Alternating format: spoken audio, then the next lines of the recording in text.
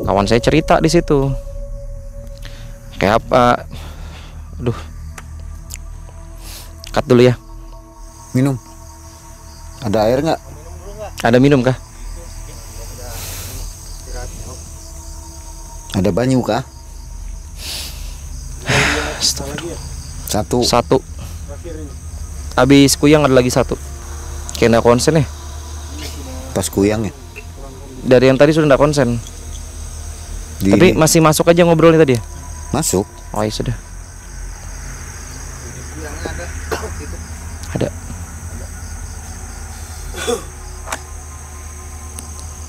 Belum ngantuk kan? Belum kalau ngantuk enggak. Cuman ada yang serang menyerang. Udah benturan. Enggak ada minum kah? Lagi diambil. Di ini dulu tuh. Dapat lanjut aja ya sambil ambil minum ya. Di sini juga bisa kalau mau pesugihan jual sate gagak dia bilang. Oh, di Kalimantan Timur ini ada tempat pesugihan juga ya? Ada yang seperti jual sate gagak begitu, Mang. Nah, di situ entah ada salah ngomong atau ada ingkar janji ya kami bilang. Di situ setelah dia kembali ke mes itu kelaminnya hilang. Ya mungkin kawan-kawan pernah tahu lah, jangan main-main sama perempuan Kalimantan. Nanti kelaminmu bisa hilang. Atau kayak jangan main-main sama orang Kalimantan, nanti kepalamu bisa lembek begitu. Jadi ke arah ke situ dicari sama mereka. Dicari sama mereka, mana kuyangnya? Tadi ke arah pohon itu dikasih lihat. Ya cuman namanya kita kadang manusia ini kan ada yang bisa melihat, ada yang enggak ya. Yang nggak bisa melihat gaib atau enggak, ada yang bisa melihat gaib, ada yang bisa aneh. Pas kuyang, masuk kuyang, ruwet.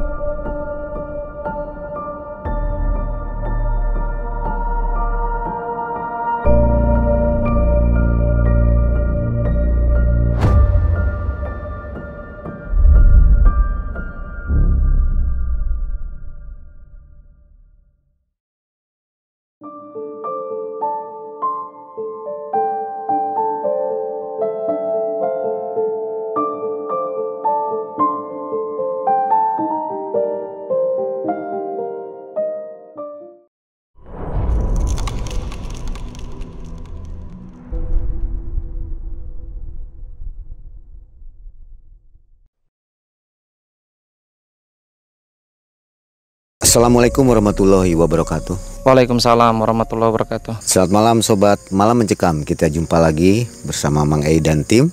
Dan kali ini kita masih berada di Kalimantan Timur, Balikpapan. Ini adalah edisi spesial.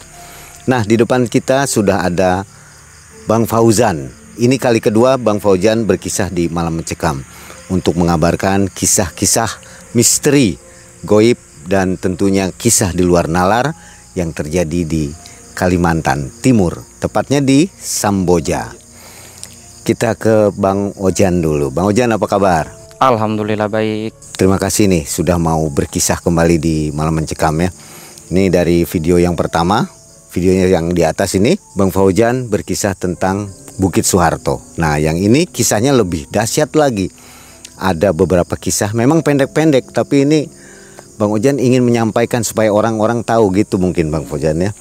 Kisahnya bermula ketika Bang Fauzan akan melakukan pernikahan ya, dimana ada gangguan-gangguan gaib atau mungkin lebih tepat disebut perkenalan ya Bang Fauzan, di Samboja. Di Samboja ini. Karena kan saya sebelumnya tidak tinggal di Samboja, di Sebelumnya Balikpapan. di mana? Di Balikpapan. Itu gimana perasaannya ketika banyak gangguan-gangguan? Yang rasanya kayak waduh, kok begini banget di sini. Tapi memang karena di sini lebih area hutannya lebih kental, hutannya lebih banyak hutannya, dan cerita-cerita sejarahnya lebih kental dibandingkan Balikpapan. Untuk Balikpapan kan lebih sudah jadi kota ya. Kalau untuk Samboja kan masih banyak lahan hutan. Jadi ya sudahlah kayak ngerasa oh memanglah ini perkenalan untuk saya yang masih baru-baru main ke sini.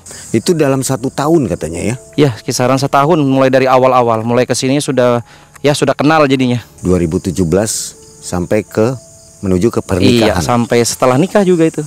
Masih berlanjut. Sampai sudah setelah nikah. Bang Fauzan, aktivitas kali ini atau hari ini sampai sekarang aktivitasnya apa nih? Kalau untuk aktivitas bekerja masih seperti biasa. Kalau untuk yang kebudayanya masih seperti yang saya sampaikan kemarin, masih mengurus untuk komunitas budaya Itah Uluh Bakumpai. Itu salah satu wadah perkumpulannya untuk kawan-kawan subsuku Dayak Bakumpai. Dan kita juga mengelola channel YouTube, tapi isinya lebih banyak ya short video, video panjangnya ada juga beberapa. Lebih mengenalkan tentang budaya-budaya Kalimantan, utamanya budayanya Dayak Bakumpai, seperti mengenalkan mandau, tari-tarian, ritual budaya seperti badewa dan sejenisnya. Apa nama YouTube-nya? Nama YouTube-nya IUDB Kalimantan. IUDB Kalimantan. Nah, Nanti bisa Sobat MM dicampur. silakan kepoin ya. Jangan lupa subscribe juga. Sebelum mulai ini saya penasaran juga, kalau kemarin pegang mandau juga nih. Nah, ini mandau apa lagi nih? Boleh tahu nggak? Nah, kalau yang kemarin kan kami bilangnya sawang batikah yang ada penyangnya. Kalau untuk yang ini namanya selak beruk. Yang kemarin saya ada tunjuk namanya selak beruk ini. Jadi dia tuh selak beruk itu kelaminnya beruk. Ini khasnya Kalimantan Tengah, dan kami pun dari Dayak Bakumpai menggunakan khasnya ini, selak beruk namanya. Mandau pakem kesatria kami bilang. Historinya apa ini? Sejarahnya. Nah, kalau untuk histori sejarah, untuk mandau hulu selak beruk ini memang sudah kami pakai mulai dari zaman dulu, zaman perperangan sampai zaman penjajahan saat kita ini melawan penjajah. Dan untuk sampai sekarang pun masih banyak kawan-kawan di Kalimantan Tengah yang menyimpan selak beruk yang pakem tua. Kalau untuk punya saya masih terbilang buatan baru. Belum tua ya. Belum tua. Dan saatnya kita mendengarkan kisah nyata dari Bang Fauzan. Silakan Bang Fauzan.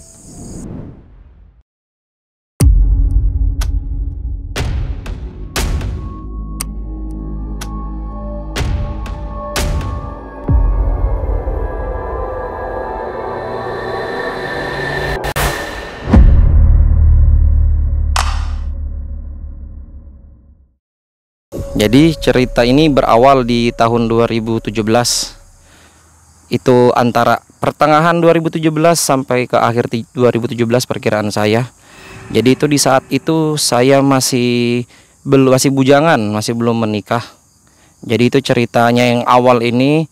Di sini saya ini sama calon istri saya berjalan karena saya tinggal di Balikpapan. Dia tinggal di Samboja, jadi kalau mau jalan-jalan kayak orang pacaran, jadi saya harus jemput dulu ke Samboja, baru bawa ke Balikpapan jalan-jalan.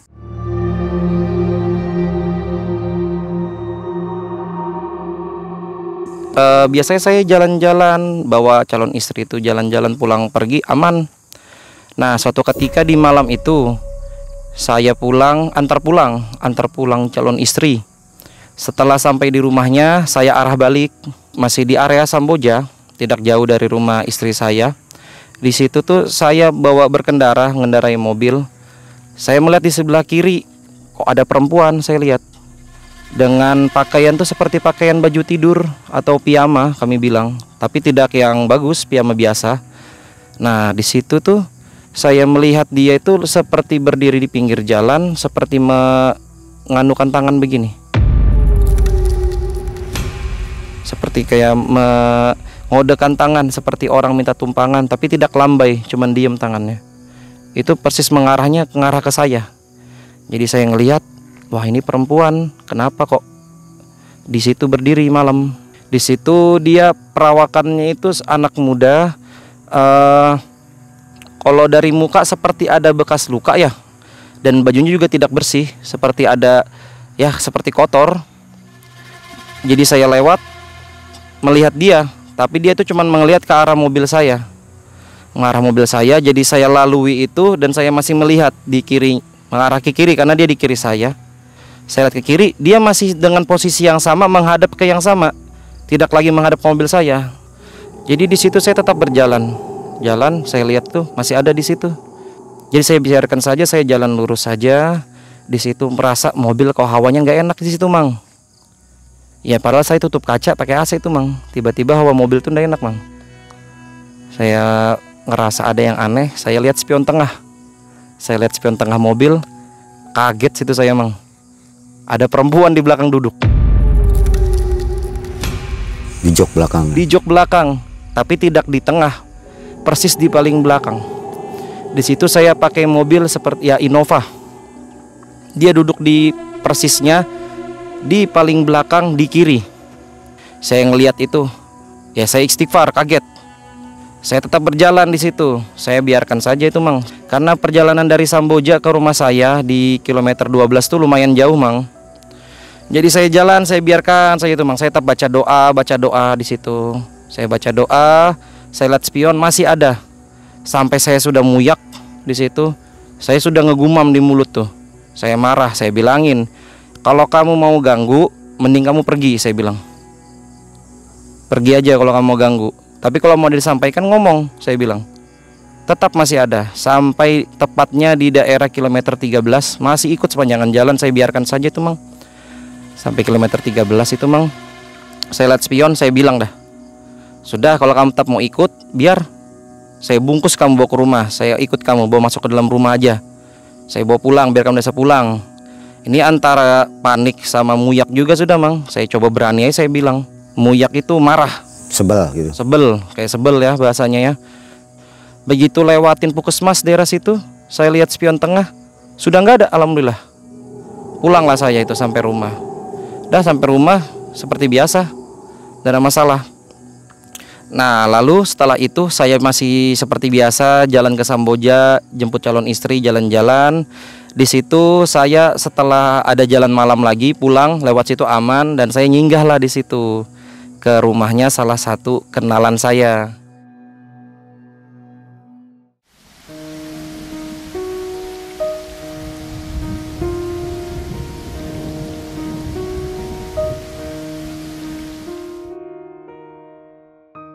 Namanya Haji Arman. Nah, saya stop di situ, saya duduk di situ, ngobrol. Di situ saya nanya, "Mohon maaf, Kak," saya bilang. "Mau nanya, di daerah Bambu dekat Tingguan tuh ada apa ya?" saya bilang.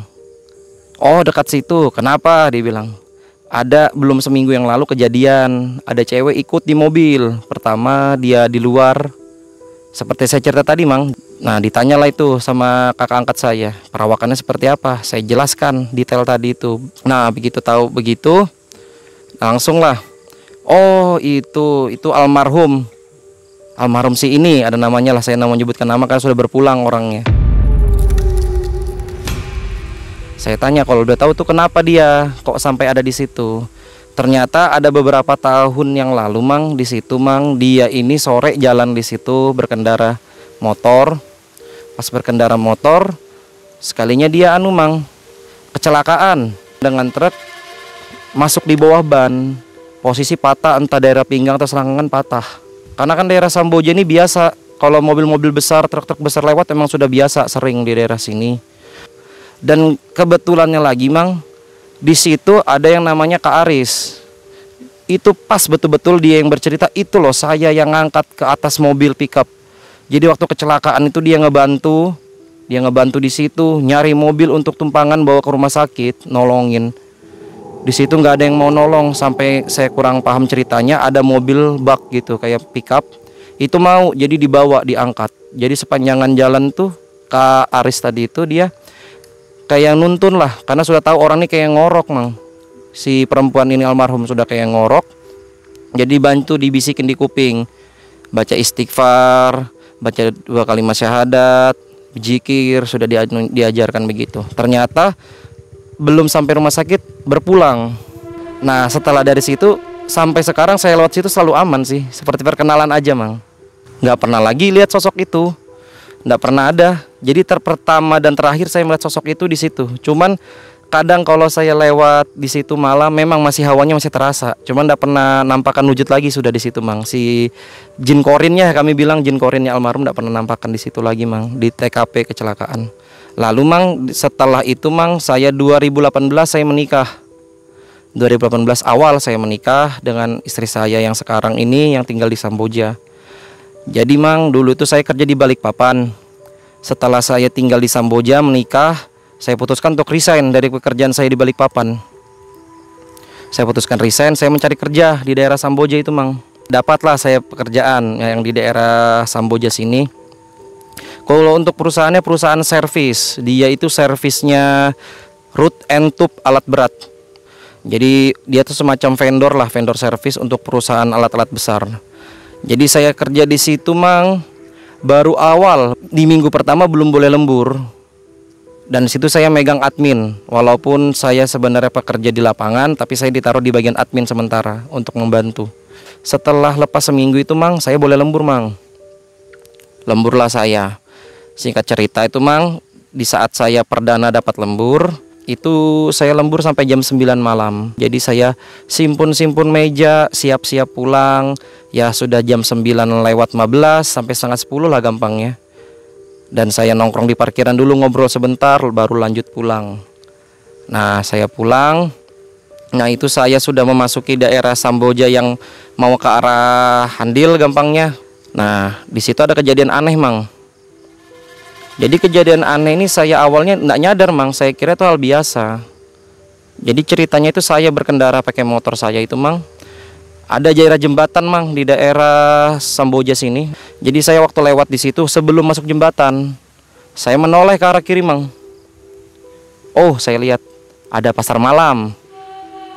Saya kan nggak asing ya pasar malam, karena di rumah saya yang di kilometer 12 tuh sering ada pasar malam. Tapi tinggal lampu-lampunya aja. Di situ tuh Mang, saya melihat seperti biasa, oh pasar malam, udah saya lalu aja Mang, jalan di situ Mang. Saya jalan, pulang ke rumah, bersih-bersih seperti biasa, istirahat. Lalu lanjut besoknya saya pergi kerja. Di tempat kerja, jam istirahat, selesai kami sholat, makan siang, saya nongkrong sama kawan di dekat masjid. Jadi kawan saya itu ada 3 orang. Satu tiduran, satu ya santai main handphone. Saya juga dudukan di situ Mang. Karena diam-diaman saya nanya lah sama dia. Saya tanya, "Bang, di Samboja ini banyak ya pasar malam?" Saya bilang. "Pasar malam di mana aja yang banyak?" bilang kawan saya itu. "Ya itu Mang," saya bilang, "di Jalan Ruas Kilo Luar di 38 tuh pasar malam," saya bilang. "Baru di Sungai Seluang dekat kelurahan tuh pasar malam," saya bilang. "Di Gunung Pasir pasar malam, sama dekat jembatan tuh pasar malam." Kawan saya langsung noleh. "Pasar malam yang mana yang jembatan?" bilangnya. "Di jembatan panjang," saya bilang. "Wah aneh kamu," bilang kawan saya. Jadi saya dikatain aneh gitu Mang. Ya, saya bingung kok kenapa aneh. Nah jadi kawan saya bilang nggak ada pasar malam di situ. Ada 4 pasar malam ya? Iya. Kawan saya bilang pasar malam kan kalau kita yang deket cuman di ini dekat kelurahan itu aja. Kalau yang lain Kilo Luar tuh jauh, di Gunung Pasir jauh. Tapi kalau jembatan nggak ada pasar malam, kamu aneh, bilang kawan saya. Saya bingung kok aneh. Saya tanya, "Masa nggak ada," bilang kawan saya. Dia kan ternyata kawan saya ini agak takut. Jadi begitu itu dia mutus cerita. Jadi setelah itu saya jalan tuh Mang. Setelah itu bekerja. Jadi setelah itu saya bekerja seperti biasa. Pulangnya saya lewat Mang. Nah saya lupa untuk ngecek lagi, noleh ke kiri ke dekat jembatan situ. Ya udah saya jalan aja. Begitu nyampe rumah saya baru ingat, aduh saya lupa ngecek yang saya lihat pasar malam. Karena teman saya nggak ngomong itu apa. Kalau wujud pasar malamnya itu, jadi dia gini Mang, posisinya itu dari pinggir jalan agak masuk, agak ada jalan kayak jalan setapak. Baru di situ kayak semacam ada gapura atau portal. Baru di situ lampu-lampu. Selayaknya orang pasar malam itu ada lampu ya untuk memperlihatkan jualannya. Tapi banyak tuh, panjang saya lihat. Sampai melalui jembatan saya lihat panjang itu. Nah tapi saya lihat situ nggak ada orang. Jadi saya berpikir, oh sudah jam segini, berarti udah mau bubar pasar malamnya nih Mang. Saya pikir udah bubar, tinggal simpun-simpun. Jadi nggak ada orang, saya pikir begitu. Karena emang daerah situ memang sepi Mang. Di daerah sebelum jembatan tuh setahu saya nggak ada rumah tinggal. Adanya yang sebelum tanjakan tuh ada, tapi setelah lewat situ nggak ada. Nah lanjut cerita Mang. Saya itu dari rumah sudah niat tuh pagi-pagi mau pergi kerja. Saya niat, harus saya lihat itu ada apa emang di situ. Jadi sepanjang jalan saya ingatin diri saya biar nggak lupa. Lewatin jembatan, saya noleh ke kanan tuh Mang. Saya agak berdiri di motor begini, saya noleh. Ternyata apa itu Mang? Kuburan muslimin. Belum apal kuburan tadinya. Muslim. Kaget saya itu Mang. Lah, gapura yang saya lihat malam tuh kuburan muslim. Ya udah saya jalan tetap ke kantor seperti kerja biasa. Nah singkat cerita saya bekerja jam istirahat, saya sholat, makan, ketemu sama kawan saya. Nah di situ saya ngobrol, saya ucap lu sama kawan, bang, itu yang kemarin tadi tempat saya bilang pasar malam. Kenapa? Bilang kawan saya. Kuburan ya sekalinya. Kawan saya senyum. Ya kan sudah saya bilang. Bah kamu gak ada ngomong, saya bilang. Ya udah kan aku juga gak mau bahas, dia bilang. Nah lanjut cerita di situ, berjalannya waktu, saya ketemu dengan yang tadi yang saya ceritakan, yang saya lihat perempuan itu. Saya ketemu lagi dengan Bang Aris. Di situ saya sama Bang Aris ngobrol-ngobrol seperti biasa.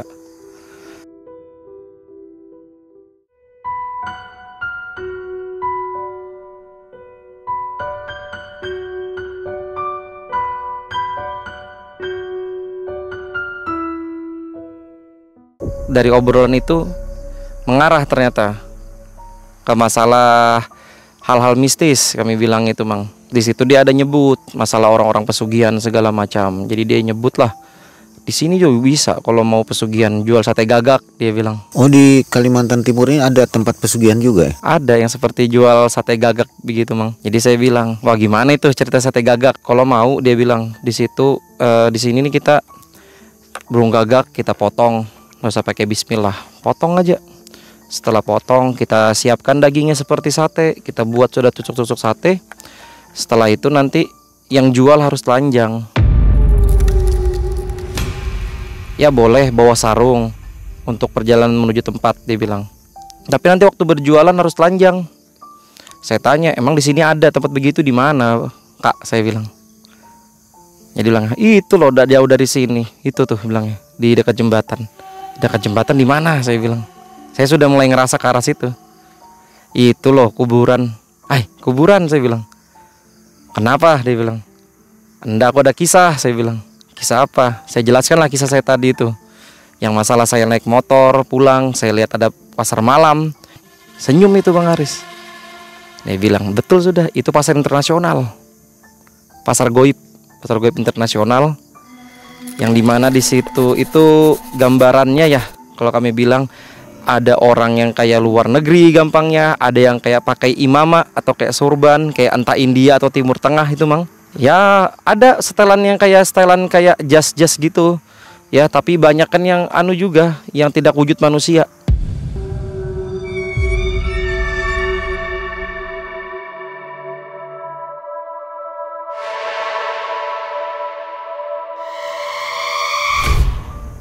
Dan saya bilang, dapat dari mana info? Kemarin tuh ada seorang, kami bilang anulah, alim ulama. Jadi dia berkisah daerah sini disebutnya. Ada yang dibilang daerah situ ada makhluk mitologinya yang makhluk gaib. Itu tadi ada yang di dekat jembatan disebut pasar internasional. Ternyata tuh panjang pasarnya itu. Jadi kalau kami itu jalur darat itu sampai berkilo-kilo. Jadi kalau misalkan yang itu tadi orang mau pesugihan jual sate tadi itu, kalau mau masuk ke dalam situ berjualan sate kayak biasa, tapi kita ndak pakai uang nukarnya, atau belinya ndak pakai uang mereka itu. Jadi kita itu disuruh siapkan sate tadi, arang, tempat pembakaran segala macam, dan kita disuruh siapkan satu plastik isinya itu janar. Satu plastik itu isinya janar atau kami bilang kunyit. Satu plastik lagi isinya itu garam. Saya bilang, jadi tukarnya pakai itu gimana maksudnya? Saya bilang. Di situ jelaskan. Jadi kunyit tadi itu sama garam itu sebagai transaksi kita, yang dalam artian di saat kita buat sate nanti datang makhluk-makhluk yang beli, orang sebelah atau orang gaibnya datang, dia beli sate kita berapa tusuk, nanti dia nanya pakai tukar pakai apa, bahasa mereka gitu. Kita tinggal kasih tadi kunyit atau garam, kita tunjukkan. Nanti dia misalkan megangnya kunyit, berapa yang diambilnya nanti kasih ke kita, itu berubah jadi emas. Kalau dia ambil garam, itu bisa jadi kayak intan, berlian, semacam permata begitu, Mang. Batu-batuan ya? Ya. Nah, kalau di situ saya tanya, nah itu ada resikonya ndak? Saya bilang, karena saya pernah dengar kisah kalau orang jual sate gagak begitu, di saat dia selesai jualan dia pulang begitu aja, nggak izin-izin, bisa diikutin. Ternyata benar. Jadi selesai jualan sate, habis misalkan sudah habis jualannya, tinggal ngucap, saya sudah habis jualannya. Nanti saya kembali lagi tapi tidak saya tentukan. Kalian kalau mau beli lagi tunggu aja di sini. Jangan ikutin saya, nanti saya kesini lagi. Tapi saya tidak janji kapan. Udah tinggal. Kalau kita tidak ngomong begitu, nanti besok-besok mereka pingin, bisa mereka datang ke rumah kita, ngetok rumah kita. Ya karena pingin itu tadi. Untuk tempat pesugihan itu sudah banyak ada yang coba, ada yang berhasil atau bagaimana? Ada infonya? Kalau untuk info saya tanya itu, Mang. Ada nggak yang sudah berani nyoba di situ? Banyak yang pingin, begitu sudah mau persiapan, urungkan niatnya langsung. Kenapa itu? Kurang paham kalau sebabnya kenapa. Tapi ya begitu diperjelas, di situ pasar internasional besar, banyak yang takut nggak jadi. Mundur ya? Mundur. Nah untuk hal itu lagi, Mang, di situ ada kisah juga, Mang. Itu sebelum saya tinggal di Samboja. Jadi kisahnya ini karena saya ngobrol dengan kawan. Saya menyatakan kisah tadi itu, kawan saya ngucap juga, kamu ndak kali yang pertama, sebelumnya juga ada tukang bakso yang keliling pakai motor. Jadi dia itu jualan bakso, entah dia baru jualan atau sudah lama, saya kurang pahamnya ceritanya karena cuma cerita sekilas. Jadi dia itu waktu jualan ngelewati area itu, dia lihat di situ, Mang, ramai kayak semacam rumah-rumah orang. Masuklah penjual bakso tuh ke arah situ. Masuk nyampe di situ, dia jualan, Mang. Jualan bakso seperti biasa. Habis baksonya, Mang. Laku keras di situ, habis jualannya dia pulang. Keesokan harinya dia mau kembali lagi ke situ, Mang, sore-sore. Kalau yang tadi itu sebelumnya sekitar maghrib kejadiannya itu. Besoknya lagi dia mau ke situ pas dekat sore. Dia melihat juga ya mirip kayak saya, Mang. Lah kaget lah, kok kuburan muslim. Padahal dia lihat di situ nyata-nyata banyak rumah, banyak orang di situ sebelumnya. Di situ dia pastikan tempat areanya benar, tempatnya nggak salah, ya ini benar, nggak lain lah, memang tempatnya yang ini. Di situ dia cerita-cerita ke pembelinya, dia nyebarlah kisah itu tadi. Yang anehnya lagi, Mang, uangnya dia bekas jualan tadi, yang kemarin itu yang laku keras, uangnya udah jadi daun, bener-bener tetap uang, tetap asli uang. Yang anehnya di situ, Mang. Nah kalau untuk orang-orang di situ, dia jelas ditanyakan untuk makhluknya apakah berbeda, apakah seperti manusia biasa. Ya dia menjawab seperti manusia biasa, tidak ada yang berbeda. Areanya seperti area yang ada di alam kita, ya sama, tidak ada yang ganjil. Masih di area yang sama. Pernah kejadian apa lagi? Nah untuk kejadian selanjutnya itu pas berdekatan dengan area itu, Mang. Ini posisinya yang tidak jauh yang dari saya melihat pasar tadi. Jadi posisinya itu saya pulang kerja malam juga itu, tapi tidak terlalu malam, Mang, masih jam 9-an. Saya arah pulang, saya lihat di kiri, wih ada pohon besar. Ukurannya itu ya kalau kami meluk mungkin 3-4 orang, bahkan bisa lebih ya, karena saya lihat dari jalanan, dan pohon itu di pinggir jalan agak masuk sedikit. Dan uniknya ini, Mang, pohonnya ini dibalut atau ditutup pakai kain kuning. Saya lihat, weh, di sini masih ada ya, saya bilang, semacam pohon atau tempat yang kayak disakralkan, saya bilang, ditutup kain kuning. Saya lewat di situ, Mang, kayak biasa aja, karena nggak ada yang aneh, makhluk-makhluk nggak ada juga. Saya pulang. Begitu besok paginya saya lewat situ, saya nggak ada niat untuk ngingat posisi pohon tadi. Cuman pas saya lewat, saya noleh kanan lagi, kan kalau saya pulang arahnya di kiri. Kalau saya mau pergi kerja posisinya di kanan. Saya lewat di situ, saya noleh ke kanan, nggak ada pohonnya itu, Mang. Itu bersih, ya kayak pohon-pohon biasa kecil. Cuman yang saya lihat posisinya itu kan posisinya agak lapang. Di situ ada pohon besar. Saya lihat malamnya, begitu pagi nggak ada pohonnya. Saya masih sangka baik. Saya masih mikirnya, posisinya salah aja yang saya lihat. Karena kan saya juga baru-baru tinggal di Samboja sini, jadi belum terlalu hafal areanya, Mang. Lanjut kisah itu, Mang, berapa hari setelah itu saya ngobrol sama kawan saya juga, Bang Aris. Saya tanya, kemarin kan saya nanya masalah pasar yang ternyata kuburan. Nah di situ saya nanya, di situ ada pohon besar nggak, saya bilang. Nah apalagi, bilangnya abang angkat saya itu, apalagi, bilangnya. Saya waktu pulang kerja malam, saya lihat ada pohon di kiri, tapi dibungkus kain kuning. Itu abang angkat saya itu cuman senyum aja. Terus kayak apa pohonnya? Ya pohon biasa, dibalut kain kuning, gak ada yang aneh-aneh, saya bilang. Nah jadi dikisahkan sama dia, Mang. Jadi zaman dulu ini juga kisah nih kayak kisah masyarakat lah, kisah warga. Itu zaman dulu itu Mang, di situ masih hutan, masih daerah Samboja itu masih hutan ya. Di situ ada 2 orang. Ini saya dengar kisah aja sih Mang, 2 orang. Dia ini memang ke hutan tujuannya nyari pohon gaharu.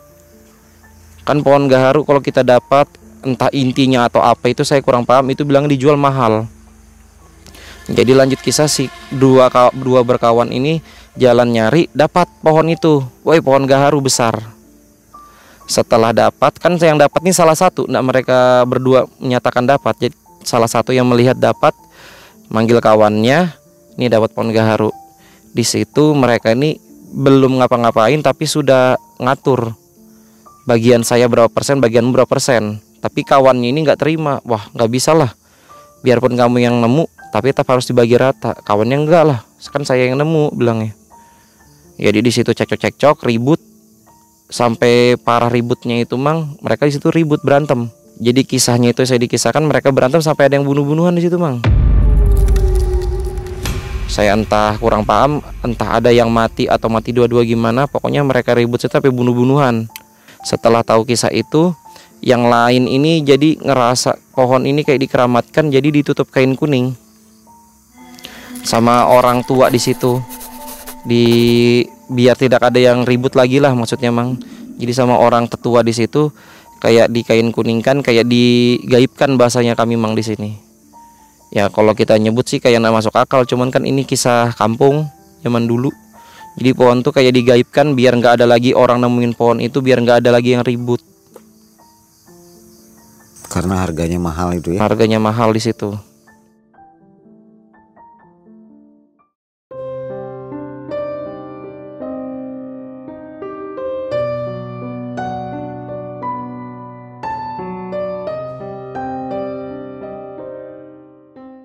Jadi ini kisah sama, saya masih bekerja di tempat yang sama. Jadi saya itu Mang jadwal kerja 1 minggu pagi, 1 minggu jadwal malam. Kalau malam tuh bisa saya pergi habis maghrib Mang.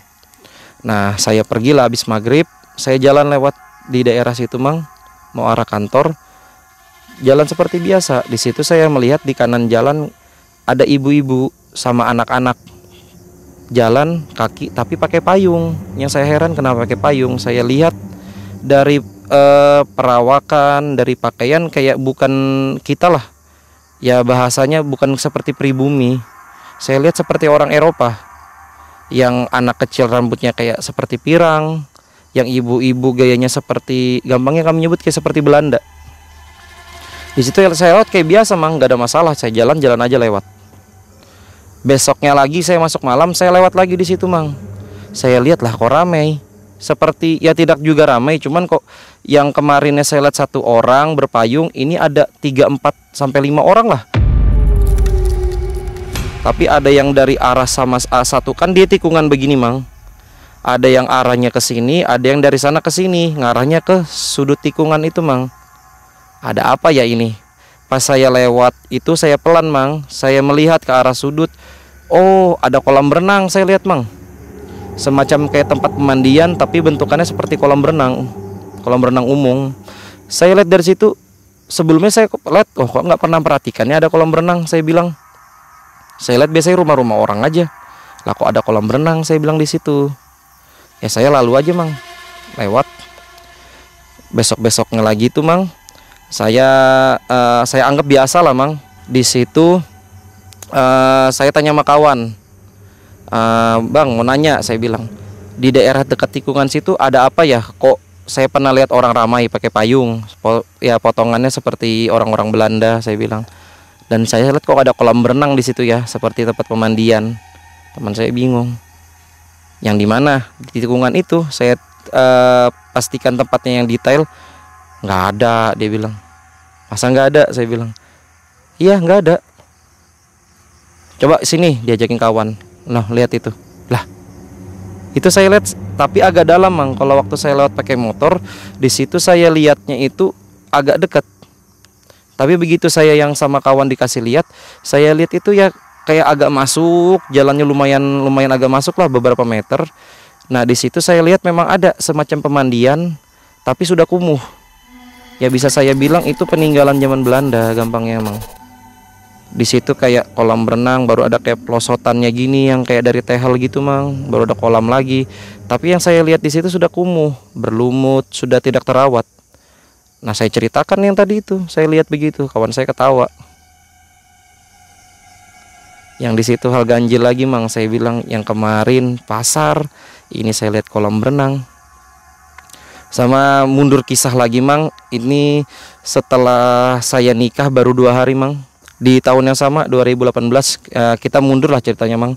Jadi saya itu mang nikah, setelah acara nikah malamnya saya tidur di rumah neneknya istri saya. Nah setelah itu besoknya saya tidur di rumah mertua saya. Di situ saya tidur mang. Itu posisi saya habis resign kerjaan mang. Saya duduk nyantai di ruang tamu sambil main handphone. Saya ngelihat jam tuh di dinding persis ngadep saya kelihatan tuh mang, itu jam 2 malam. Saya mendengar itu mang, ada suara langkah kaki orang jalan, tapi banyak, ramai seperti orang gerak jalan.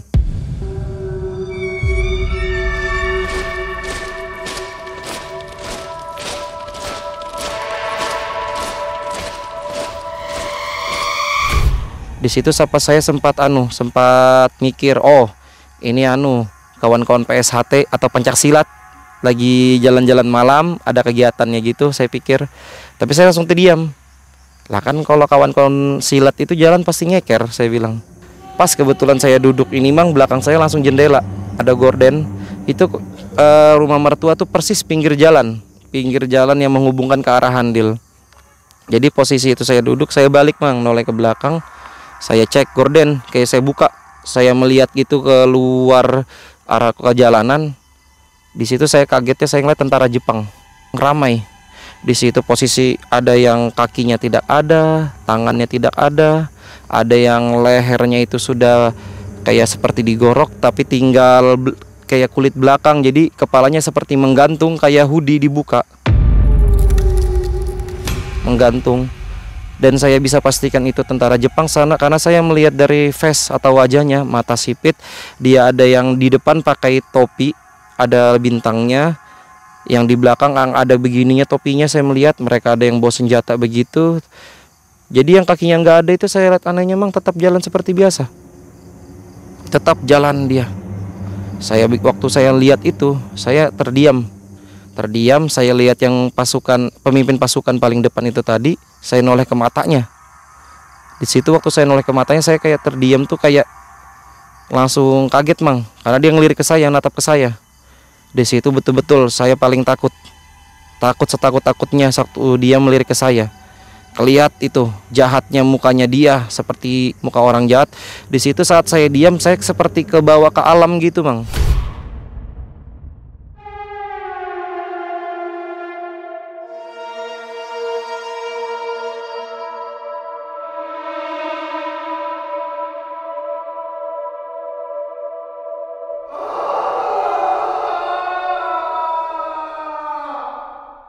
Di situ saya lihat kayak orang disiksa, orang-orang yang kurus-kurus kayak tinggal kelihatan tulang rusuknya, kayak mungkin kami bilang korban Romusa atau kerja paksa yang di daerah sini mungkin mang.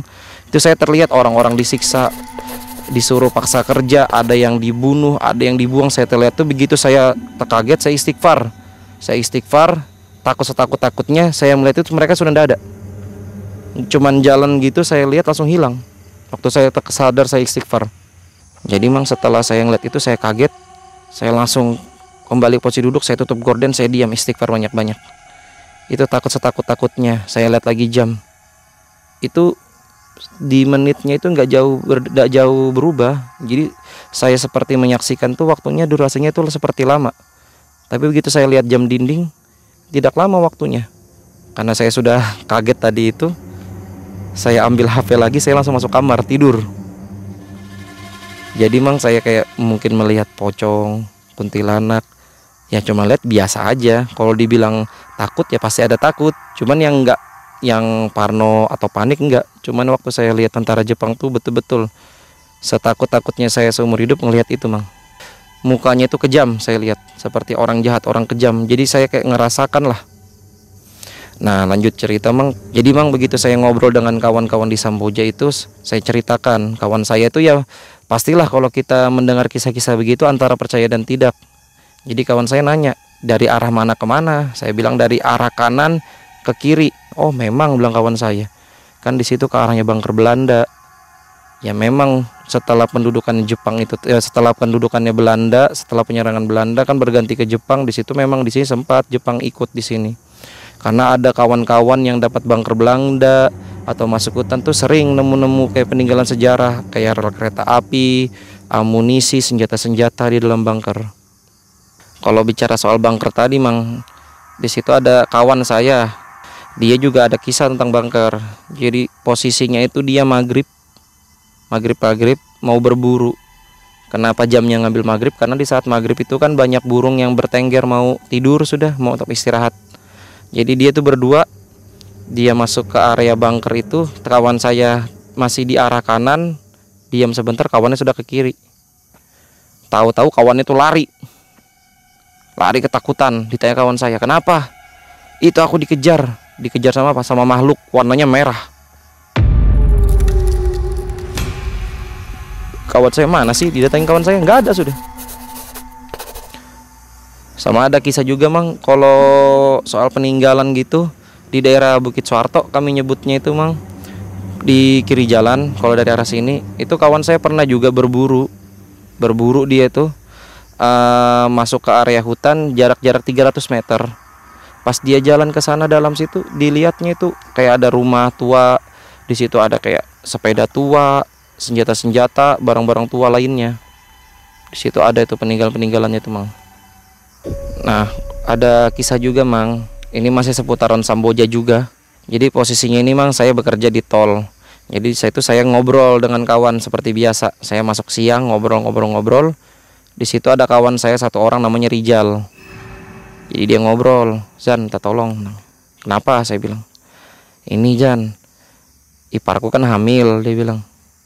"Nah, kenapa?" ulang. "Semalam itu ada yang terbang di atas rumah. Terbang di atas rumah, tapi kami yang di dalam rumah tidak nyadar. Yang nyadar tuh tetangga belakang rumah, teriak. Jadi yang di rumah ini karena ada yang teriak, keluaranlah dari rumah. Kenapa? Itu ada kuyang di atas rumahmu."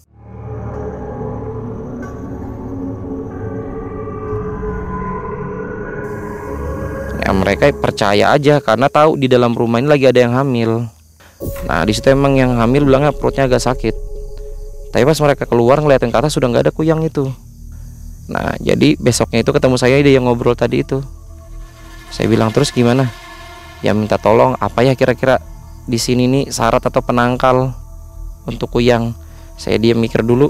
"Oh iya ada." Saya ambilkan yang ada di mandau saya yang kemarin itu, saya ambilkan duri landak atau bulunya landak yang duri itu saya cabutkan. Ini dapatnya ndak asal dapat atau beli, saya bilang. "Bawa aja," saya bilang. Dia kawan nanya, "Ini diapakan?" Dia bilang, "Simpan aja, kalau ada kain kuning, bungkus kain kuning, kasih suruh pegang si ibu hamil. Ibu yang hamil suruh simpan atau megang." "Oh ya udah," dia bilang. "Tapi saya pesanin, nanti kalau sudah dia lahiran, sudah lewat masa nipas, kembalikan itu durinya," saya bilang. "Oh ya siap," bilang. Jadi lanjut kisah, saya nggak ada lagi lah ngobrol setelah itu, biasa aja. Besoknya ada seminggu 2 minggu setelah itu, kawan saya cerita di situ. Kayak apa? Cut dulu ya. Minum. Ada air nggak? Ada minum kah? Ada banyu kah? Satu. Habis kuyang ada lagi satu. Kayak nggak konsen ya? Pas kuyang ya? Dari yang tadi sudah nggak konsen. Tapi masih masuk aja ngobrolnya tadi ya? Masuk. Oh ya sudah. Ada.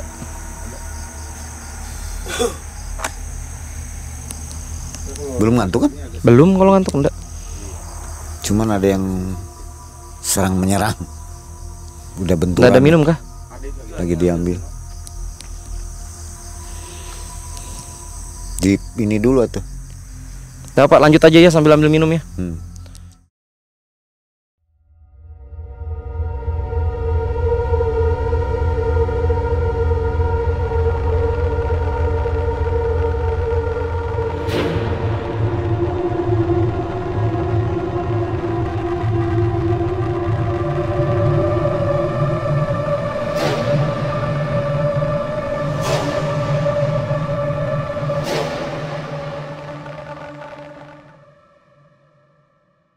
berlanjut apa tadi? Sampai mana tadi kuyang? Jadi setelah itu berlanjut seminggu 2 minggu, nggak ada obrolan soal kuyang tadi, kami masih ngobrolin hal biasa. Ada kurang lebih hampir sebulan atau sebulan lebih dah. Di situ kawan saya ketemu saya ngobrolin soal tadi. Wah, rame semalam, dia bilang. Kenapa? Saya bilang rame apa? Kuyangnya muncul lagi, dia bilang. Terus gimana kisah? Saya bilang. Nah, di situ dia berkisah. Jadi tuh semalam, dia bilang muncul lagi kuyangnya. Nah, kalau yang semalam itu dia tuh ngomong antara jam-jam 10-an lah, sudah agak lewat malam. Nah, kalau yang kemarin nih dia bilang habis maghrib, benar-benar habis maghrib. Jadi di situ waktu habis maghrib itu dia ceritakan ini mang, tetangga yang belakang rumah juga ini, tetangga belakang rumah teriak lagi ada kuyang dibilangnya. Jadi yang ini keluaran bilang mana, ke situ, ditunjuk ke arah pohon itu kayak pohon bambu, pohon pisang begitu. Jadi ke arah ke situ dicari sama mereka, mana kuyangnya. Tadi ke arah pohon itu dikasih lihat. Ya cuman namanya kita kadang manusia ini kan ada yang bisa melihat, ada yang enggak ya, yang nggak bisa melihat gaib atau enggak. Ada yang bisa melihat gaib, ada yang bisa aneh. Pas kuyang masuk kuyang ruwet.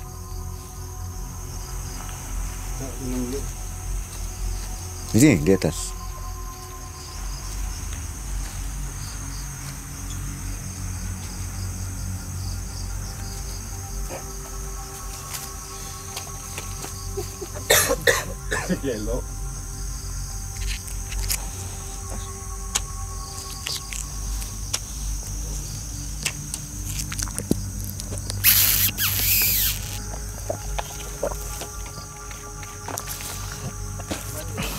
Dah, jadi di situ orang keluaran dari rumah nyari di mana kuyang. Di situ ditunjuk lah di posisi pohon bambu sama pohon pisang, ditunjuk ke situ.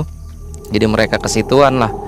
Entah ada berapa orang di situ ditanya, yang mana? Kan itu yang lihat nih orang dari suku Jawa. Jadi di mana Bude? Di sini ditunjuknya. Tadi saya lihat larinya ke sini. Jadi kita ini kan manusia ini ada yang bisa melihat hal gaib, ada yang nggak bisa melihat. Cuman kan hampir semua manusia bisa ngerasa. Wah, di sini auranya lain, di sini lain. Jadi begitu yang kawan saya Rizal tadi ini berdiri dekat pohon itu, dia ngerasakan emang auranya lain, Mang. Wah, ya auranya lain di sini.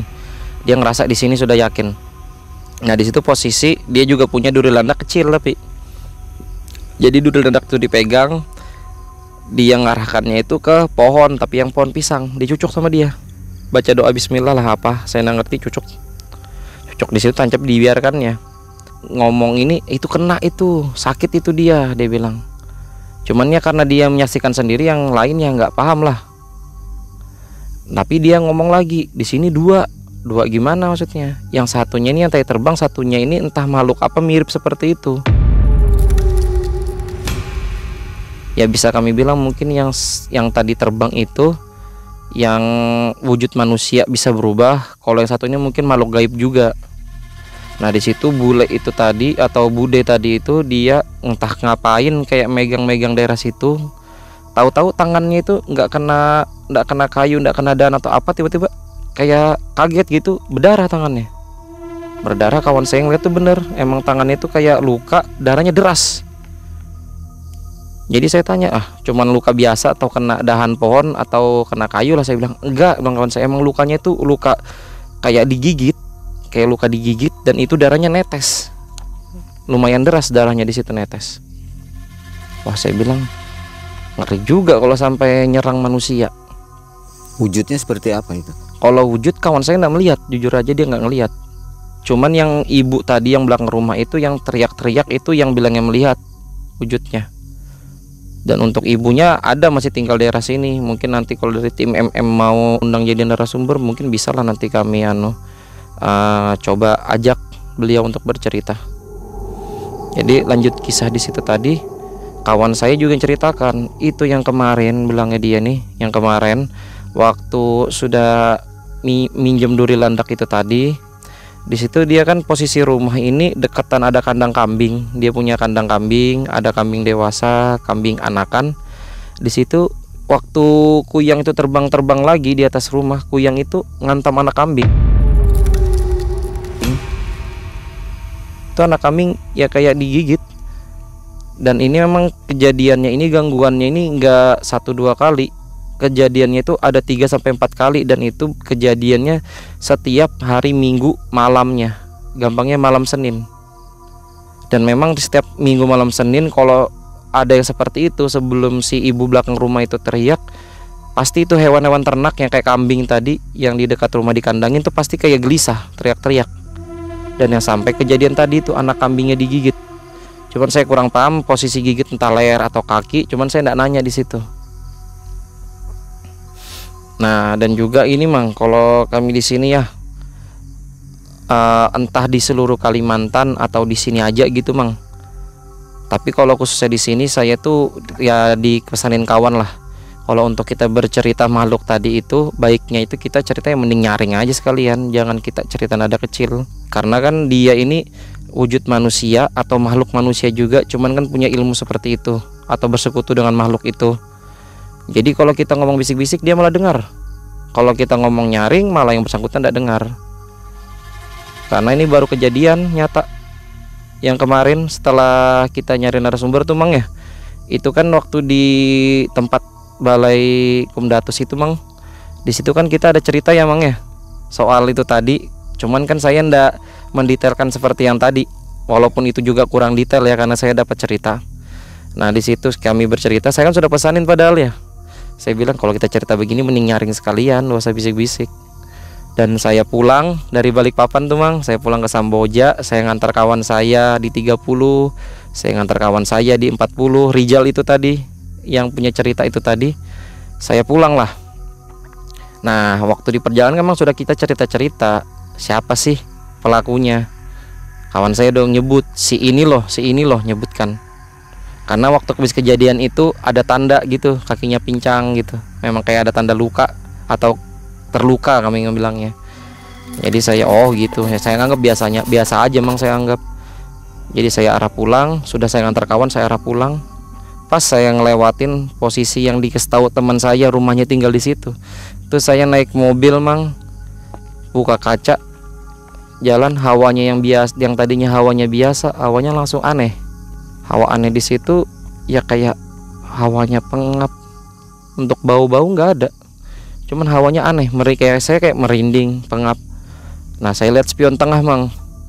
Itu pas di spion saya lihat di belakang itu, di posisi duduk di paling belakang itu kayak ada mata nyala merah.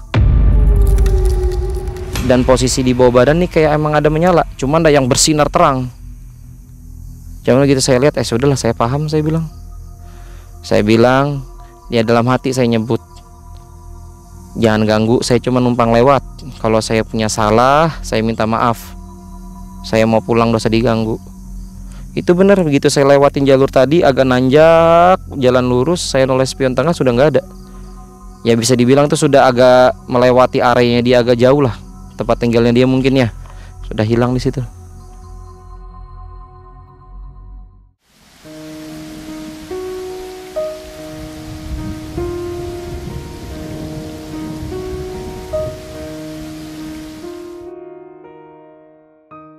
Baru ya, kejadian baru itu. Baru kemarin malam. Sumber itu. Baru kemarin malam ya. Ya. Baru kemarin malam itu. Kisahnya nggak bisa masih ingat, cuman saya nggak bisa ceritakan yang agak lantang atau agak serius karena masih baru kejadiannya Mang. Ya. Masih bisa lah saya kalau membayangkan itu. Ya. Karena kan itu bukan sejenis bangsa jin yang nyata, tapi yang memang manusia yang bisa wujud seperti itu Mang. Nah, dan lanjut kisah Mang, saya juga ada kisah Mang ini. Posisi saya sudah bekerja, jadi kami gampangnya nyebutnya gini Mang. Ini area jalan yang membelahi Bukit Soeharto. Jadi area Bukit Soeharto, hutannya itu dibelah, dijadikan jalan. Nah, di situ ada banyak kisah Mang. Tapi saya ceritakan salah satunya aja dulu kisahnya Mang ya. Jadi posisinya ini baru tahun tadi 2022. Saya posisinya libur. Saya libur off kerja, saya di rumah nyantai. Itu abis maghrib, saya ditelepon kawan saya. Saya manggilnya Umang. Saya ditelepon. Sanak, Sanak itu kan bahasa Banjar yang artinya itu saudara. Sanak, lagi sibuk kah? Dia bilang. Enggak, santai, saya bilang. Kenapa? Tolong temenin. Ini ada orang, dia ini habis keteguran di jalan ngelihat pocong. Ya saya agak lucu aja, keteguran ngelihat pocong. Oh ya sudah, saya bilang. Jemput aja depan rumah, saya bilang. Ya jemput di depan rumah. Jadi saya nunggu, teman saya ngelapson, saya keluar. Lah kok mobil lain, saya bilang. Saya datangin lah. Lah kok kamu pakai mobil ini, mobil siapa? Saya bilang. Ini loh mobil abangnya ini. Loh dia sendirian? Ya sendirian. Loh jadi kita pulangnya gimana? Iya, jadi antar dia dulu ke Handil 2, nanti abis itu dia bawa temennya, jemput temennya, baru dia arah balik lagi ngantar kita, ngantar kamu ke rumah, antar saya ke kantor gitu. Oh ya udah, oke.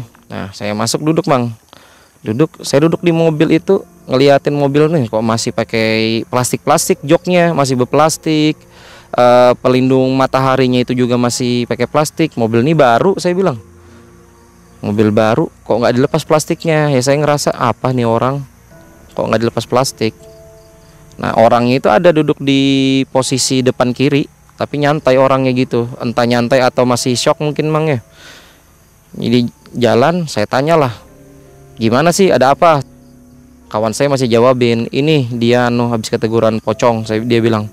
Nah jadi yang punya mobil ini atau orang yang keteguran tadi ini langsung cerita, tapi dia noleh ke belakang gini ke arah saya, tapi agak takut-takut nolehnya, kayak ngelirik-lirik. Saya lihat gini, gimana kisahnya? Bilang. Jadi saya ini habis ngambil mobil, dia bilang. Mobil baru, saya bilang. Iya. Oh pantesan, saya bilang, kok masih ada plastik-plastiknya, plastik jok mobil gitu masih ada. Jadi saya ambil mobil nih baru, ambil dari dealer, saya pulang sudah. Pas di perjalanan saya ngeliat ada pocong di pinggir jalan, yang dalam artian memang kalau misalkan dia lagi perjalanan, seharusnya kan kalau melihat ada sesuatu pasti dari jauh kelihatan sudah Mang ya. Ini enggak, dia ini jalan itu tiba-tiba kayak muncul gitu, berwujud langsung jadi pocong. Di situ ngeliat dia biasa aja pertama. Nah tapi dia dalam hati nyeletuk. Dia nyeletuk di situ. Setan kok bajunya bersih, habis di laundry kah? Dia negur begitu. Dilewatin aja tuh pocong. Cuman saya tanyain, waktu dilihat itu ada merhatikan detail enggak? Saya bilang nggak ada, cuman kelihatan kayak orang dipocong gitu, warna putih bersih, tapi nggak kelihatan bentuk muka. Nah lalu gimana? Saya bilang. Ya bisa saya jalan, lewatin jembatan masih belum ada apa-apa. Setelah lewatin jembatan daerah luar Mang ya, bukan daerah Samboja ini, tiba-tiba mobil berat di situ. Dia masih kayak nggak apa-apa kalau kamu mau ngikut. Di situ dia masih santai aja Mang, walaupun mobil rasa berat itu Mang. Jadi dia walaupun baru beli mobil baru ambil di dealer, tapi dia punya flash disk yang isinya lagu-lagu. Dia dari perjalanan awal sudah nyolok flash itu ke tip itu Mang, nyetel lagu, dia dengar lagu. Yang anehnya itu Mang, lagu itu kayak tiba-tiba suaranya kayak rusak normal, baru lagu-lagunya itu kayak dimajukan dimundurkan, majukan mundurkan. Ya kalau misalkan dia nyetelnya itu tip, dengar FM, itu wajar lah, mungkin jaringan jelek. Tapi ini kan dia nyetel lagu di flash disk, maju mundur, dia mulai aneh di situ. Sudah mulai aneh, tambah aneh lagi karena waktu dia nyetir di belakang seperti ada yang niup. Anget, dingin. Dia mulai sudah ngerasa aneh, dia noleh spion tengah Mang. Ini lebih horor daripada saya, karena munculnya itu benar-benar di jok belakang tengah. Itu muncul pocong.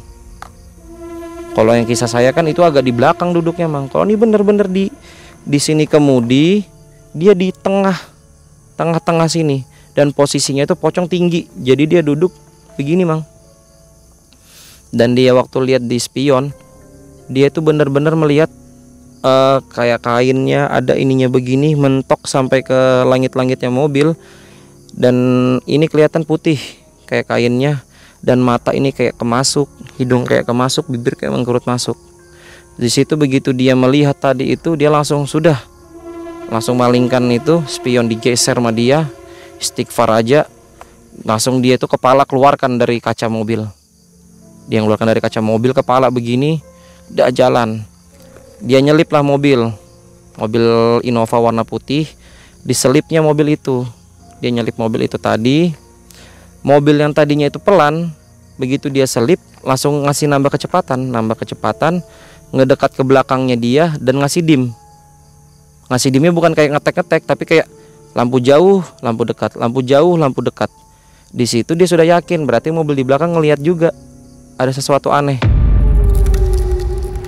di jok tengah saya. Karena ini posisi mobil baru, belum ada ribbon tebal ya, Mang, di kaca belakangnya. Kaca film ya? Ya, kaca film belum ada. Jadi bener-bener itu mobil itu habis tadinya diselip, dia tuh langsung ambil kanan juga, Mang. Ambil kanan kayak ngedempel begini. Jadi orang yang bawa mobil ini noleh langsung kayak ngasih kode biar bareng, maksudnya biar bareng tuh bener. Dia tuh lurus bareng sampai ke dekat kantor saya. Di situ dia numpang istirahat. Jadi dia ngobrol dengan kawan-kawan saya yang lain, ngomong, saya numpang istirahat, saya habis keteguran melihat ini dijelaskannya. Nah, di situ kawan saya yang lain ya, oh iya Pak, istirahat aja di sini, dia bilang. Ya udah nggak apa-apa Bang, banyak-banyak baca doa aja Bang. Kita kan bertiga juga ini, Abang nggak sendiri. Nanti kita antar pulang, jemput kawannya. Sudah jemput kawannya, diceritakan kawannya ketawa-ketawa kayak nggak percaya. Ya udah, tapi tetap kami habis jemput kawannya kami balik. Nurunkan saya di depan rumah, saya pulang ke rumah, kawan saya diantar ke kantor. Setelah ke kantor, dan yang punya mobil lanjut lagi pulang ke rumah. Setelah itu nggak tahu lagi, kami lost contact karena kami nggak saling tukar nomor handphone. Sama juga ada ini Mang, kisah baru kejadian itu posisinya tanggal 1. Masih di Samboja? Masih di Samboja, Mang. Ini yang area saya bilang tadi, jalan yang membelah hutan Bukit Soeharto. Itu kisahnya itu sampai di Facebook rame itu, Mang. Dan ternyata orang yang pelakunya ini berkawan dengan kawan saya yang kerja juga satu kerjaan dengan saya. Jadi kisahnya ini, dia ini tanggal 1 malam arah pulang dari Balikpapan menuju Samarinda. Di situ dia ngelihat orang di pinggir jalan tapi muka rusak. Ya masih kayak gitu, dibiarkannya aja lurus. Yang anehnya lagi, setelah itu dia jalan tuh dia ngelihat di posisi pinggir jalan tuh seperti kampung, Mang. Ramai orang kampung. Ramai, ada orang di situ ramai. Tapi dia tetap jalan aja dan alhamdulillah selamat, tidak ada hambatan, selamat sampai tujuan, tidak ada hambatan. Nah, kalau yang tadi yang saya kisahkan, kumpulan kisah ini kan memang arahnya ke arah mistis atau ke arah hal-hal goib ya memangnya. Nah, tapi di sini saya ada satu kisah yang kami bilang tuh khasnya Kalimantan lah. Mungkin orang-orang dari pulau seberang atau pulau Jawa mungkin pernah dengar kisah ini. Dan ini kisah kejadian nyata dari kawan saya langsung menceritakan ke saya. Jadi dia ini sebelum satu kerjaan dengan saya, dia kerja ekspedisi. Di situ dia ini posisinya ini kerjanya di Kalimantan Utara.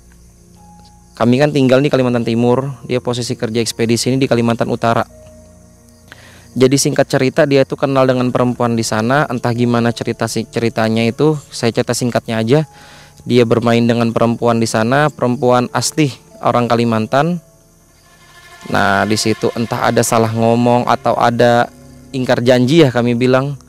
Di situ setelah dia kembali ke mes, itu kelaminnya hilang.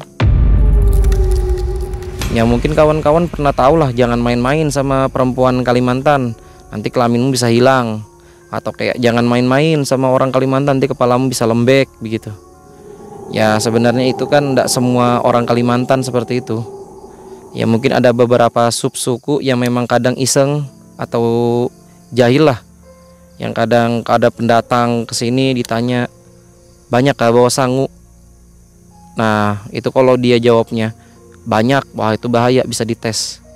Karena sangu yang dimaksud ini bukan uang, bukan makanan, bukan perbekalan. Maksudnya sangu itu ilmu. Maksudnya di situ ilmu, sangu itu tadi. Jadi kalau kita jawab banyak sangu, kita bisa dites orang di situ. Ya entah dites seperti apa, diganggu, atau mungkin kita bisa ya dibikin kepala lembek atau gimana. Nah yang kalau kejadian dengan kawan saya ini betul-betul kelaminnya hilang. Jadi dia melihat kelaminnya hilang, dan kawan yang lain juga bener-bener lihat kelaminnya hilang. Singkat cerita, dia ini mendatangi orang atau salah satu tokoh lah, orang yang dipandang di kampung itu, minta tolong, ini kawan saya kelaminnya hilang, minta tolong gimana caranya. Jadi di situ dibantulah untuk mengembalikan itu tadi. Ya tapi memang di situ posisi tidak bertemu ya dengan perempuan itu tadi, cuman dari perwakilan orang yang dipandang di kampung tadi, dia yang membantu untuk mediumisasi. Jadi singkat cerita, alhamdulillah kembali kelamin kawan saya. Akhirnya menikah dengan si cewek itu? Enggak, akhirnya dia kembali. Selesai pekerjaan itu, dia berhenti kerja itu, bekerja satu kerjaan dengan saya itu tadi, dan alhamdulillah sudah menikah dengan orang lain. Dengan orang lain. Ini saya mau tanya, kenapa selama 1 tahun itu kok Bang Fauzan dihantui terus ya, maksudnya dimunculkan sosok-sosok yang nggak wajar gitu, di luar nalar, kejadian-kejadian di luar nalar. Kenapa ini? Ada penyebabnya? Nah, kalau menurut kami di sini ya, itu seperti perkenalan. Ya walaupun saya juga asli putra Kalimantan, tapi kan saya mendatangi daerah baru yang bukan daerah saya, baru menjumpai daerah itu. Ya di situ kan pasti tiap daerah pasti adalah penunggunya atau makhluk-makhluk yang tinggal berdampingan dengan kita. Nah di situ kalau dari kawan saya bilang, oh mungkin dari kamu ada bawaan atau apa, yang waktu kamu lewat di situ jadinya dia ini kayak negur atau ngontak atau ngajak kenalan. Tapi memang benar Mang, setelah 1 tahun itu yang daerah macam-macam sepanjangan itu yang saya temuin macam-macam itu, setelah saya berjalan mulai kesininya setahunan lebih, sudah nggak ada lagi gangguan. Seperti biasa saya lewat, yang saya lihat ada perempuan, ibu-ibu dan anak-anak berpayung. Saya lewat sampai sekarang nggak ada apa-apa. Saya lewat yang jembatan itu tadi sudah nggak ada. Saya lihat tetap Mang, saya lewat yang dekat jembatan itu pasti saya noleh. Sampai sekarang masih tulisannya kuburan muslim. Normal ya? Normal. Saya lewat yang daerah hutan, saya lihat ada pohon gaharu, saya lihat nggak ada, bersih. Itu juga mungkin ya karena daerah kami ini sudah mulai ramai ya, sudah semenjak diresmikan jadi IKN, calon IKN, mulai makin ramai. Daerah-daerahnya yang tadi hutan mulai ada yang bangun rumah, yang daerahnya tadi itu banyak pepohonan mulai dibersihkan. Kira-kira ada pesan khusus nggak untuk para pendatang? Karena ini kan tanahnya terus terang masih dianggap keramat lah ya. Kental lah. Kental, mistis dan goibnya. Gimana menurut Bang Fauzan? Ya kalau pesan dari saya sih untuk nanti kawan-kawan yang dari luar kota, jika nanti setelah ini jadi IKN, banyak yang pindah ke sini, bertempat tinggal di sini, pesan saya ya tetap ya bahasanya itu di mana bumi dipijak, di situ langit dijunjung. Kami punya adab, kami lahir beradab, kami hidup beradab. Jadi adab yang ada di adab atau budaya yang ada di bumi kita ini, bumi Kalimantan, tolong dijaga. Seperti kita menghargai tuan rumah, pantangan-pantangan yang ada di sini jangan dilanggar. Ya karena kan di sini ada kental yang namanya pemali, ada yang namanya kepuhunan. Jadi janganlah kalau misalkan nanti di sini jadi IKN ramai, sudah jadi kota-kota, terus menganggap kayak gitu tahayul. Ya jangan, karena kan kita hidup berdampingan dengan makhluk alam sebelah atau alam gaib. Jadi kita saling ngejaga aja. Dan untuk kisah-kisah yang tadi bukanlah untuk maksud menjelekan Samboja atau melabeli di sini area Samboja ini mistis, seram atau angker, bukan. Saya hanya berbagi kisah-kisah saya yang ternyata saya alami ini benar-benar memang ada cerita sejarahnya. Memang benar-benar ada banyak saksinya yang mengetahui itu. Jadi klop di situ. Ya jadi janganlah karena hal-hal seperti ini jadi kita nih takut atau iman kita jadi drop turun. Ya karena adanya hal-hal seperti ini kan untuk menambah wawasan kami, nambah-nambah cerita di situ. Ya dan memang hal keimanan mungkin. Ya menambah keimanan kami. Jadi janganlah kayak gitu, di sini angker apa. Ya memang kalau untuk yang saya alami kan cuma untuk pengalaman saya perkenalan waktu awal tinggal di sini. Ya. Sobat itulah kisah yang baik sekali dari Bang Fauzan. Jadi jangan sampai takut ke Samboja. Kisah-kisah ini adalah pengalaman pribadi dan kisah nyata dari Bang Ojan supaya menambah keimanan kepada kita semua. Dan tentu saja apapun dimanapun kita berada harus tetap menjaga tingkah laku kita dengan sopan dan tentunya permisi ya, begitu Bang Ojan. Sedikit tambahan untuk subscriber semua, para penonton kita, bahwa tadi di saat kita melakukan syuting ini terjadi sedikit gangguannya Ya, karena kita syutingnya di hutan. Karena kita syutingnya berada di Samboja juga, Ya, daerah hutan dan di hutan. Bisa Anda lihat di belakang tampak gelap sekali ya. Jadi mungkin ada tekanan-tekanan kepada Bang Fauzan ini sehingga agak sedikit kalau dibilang blank begitu ya Bang Ojan. Jadi mohon maaf. Akhirnya saya Mang Ei dan tim undur diri dari Samboja, Kalimantan Timur. Semoga kisah-kisah Bang Fauzan menambah keimanan kita kepada Allah Subhanahu wa taala. Mang Ei dan tim, Bang Fauzan undur diri. Assalamualaikum warahmatullahi wabarakatuh. Waalaikumsalam warahmatullahi wabarakatuh.